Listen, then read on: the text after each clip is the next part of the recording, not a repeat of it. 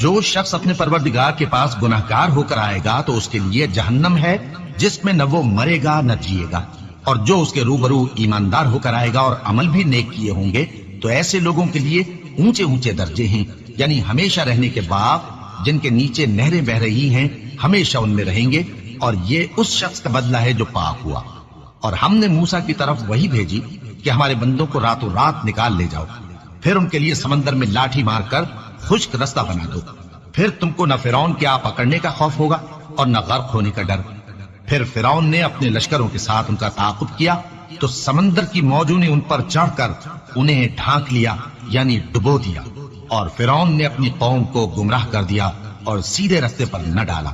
اے آل یعقوب، ہم نے تم کو تمہارے دشمن سے نجات دی اور تورات دینے کے لیے تم سے کوہ طور کی داہنی جانب مقرر کی اور تم پر من اور سلوہ نازل کیا، اور حکم دیا کہ جو پاکیزہ چیزیں ہم نے تم کو دی ہیں ان کو کھاؤ اور اس میں حد سے نہ نکلنا، ورنہ تم پر میرا غضب نازل ہوگا، اور جس پر میرا غضب نازل ہوا وہ ہلاک ہو گیا۔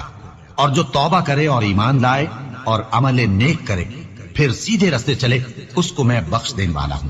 اور اے موسیٰ، تم نے اپنی قوم سے آگے چلے آنے میں کیوں جلدی کی؟ کہا وہ میرے پیچھے آ رہے ہی۔ اور اے میرے پروردگار، میں نے تیری طرف آنے کی جلدی اس لیے کی کہ تو خوش ہو جائے۔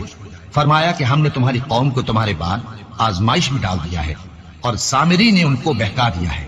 اور موسیٰ غصے اور غم کی حالت میں اپنی قوم کے پاس واپس آئے اور کہنے لگے کہ اے قوم، کیا تمہارے پروردگار نے تم سے اچھا وعدہ نہیں کیا تھا؟ کیا میری جدائی کی مدت تمہیں لمبی معلوم ہوئی، یا تم نے یہ چاہا کہ تم پر تمہارے پروردگار کی طرف سے غضب نازل ہو، اور اس لیے تم نے مجھ سے جو وعدہ کیا تھا اس کے خلاف کیا؟ وہ کہنے لگے کہ ہم نے اپنے اختیار سے آپ سے وعدہ خلافی نہیں کی، لیکن ہم ان لوگوں کے زیوروں کا بوجھ اٹھائے ہوئے تھے، پھر ہم نے اس کو آگ میں ڈال دیا اور اسی طرح سامری نے ڈال دیا۔ تو اس نے ان کے لیے ایک بچڑا بنا دیا، یعنی ایک بے جان جسم جس میں گائے کسی آواز تھی۔ تو لوگ کہنے لگے کہ یہی تمہارا معبود ہے اور یہی موسیٰ کا معبود ہے، مگر وہ بھول گئے ہیں۔ تو کیا یہ لوگ نہیں دیکھتے کہ وہ ان کی کسی بات کا جواب نہیں دیتا اور نہ ان کے نقصان اور نفع کا کچھ اختیار رکھتا ہے؟ اور ہارون نے ان سے پہلے ہی کہہ دیا تھا کہ لوگوں، اس کے ذریعے تمہیں فتنے میں ڈال دیا گیا ہے، اور تمہارا پروردگار تو رحمان ہی ہے، تو میری پیروی کرو اور میرا کہا مانو۔ وہ کہنے لگے کہ جب تک موسیٰ ہمارے پاس واپس نہ آئے ہم تو اس کی پوجا پر قائم رہیں گے۔ پھر موسیٰ نے ہارون سے کہا کہ اے ہارون، جب تم نے ان کو دیکھا تھا کہ گمراہ ہو گئے ہیں تو تم کو کس چیز نے روکا تھا؟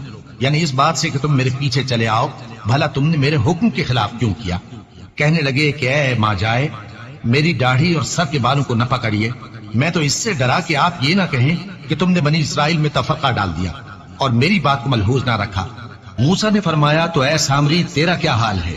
اس نے کہا کہ میں نے ایسی چیز دیکھی جو اوروں نے نہیں دیکھی، تو میں نے فرشتے کے نقش پا سے مٹی کی ایک مٹھی بھر دی، پھر اس کو بچڑے کے جسم میں ڈال دیا، اور مجھے میرے جی نے اس کام کو اچھا بتایا۔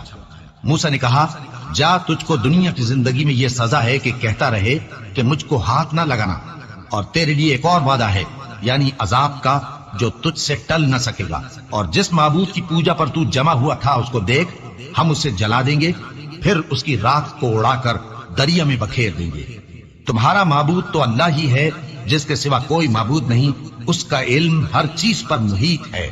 اس طرح ہم تم سے وہ حالات بیان کرتے ہیں جو گزر چکے ہیں، اور ہم نے تمہیں اپنے پاس سے نصیحت کی کتاب عطا فرمائی ہے۔ جو شخص اس سے منہ پھیرے گا وہ قیامت کے دن گناہ کا بوجھ اٹھائے گا۔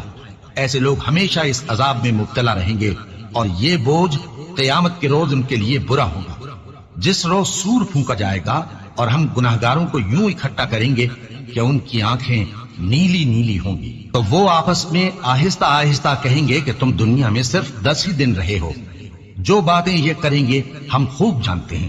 اس وقت ان میں سب سے اچھی راہ والا یعنی عاقل و ہوشمند کہے گا کہ نہیں، بلکہ صرف ایک ہی روز ٹھہرے ہو۔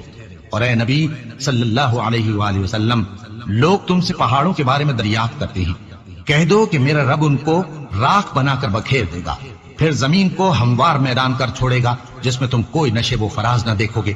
اس روز لوگ پکارنے والے کے پیچھے چلیں گے اور اس کی پیروی سے انحراف نہ کر سکیں گے، اور رحمان کے سامنے آوازیں پست ہو جائیں گی، تو تم ایک ہلکی آواز کے سوا کوئی آواز نہ سنو گے۔ اس روز کسی کی سفارش کچھ فائدہ نہ دے گی مگر اس شخص کی جسے رحمان اجازت دے اور اس کی بات کو پسند فرمائے۔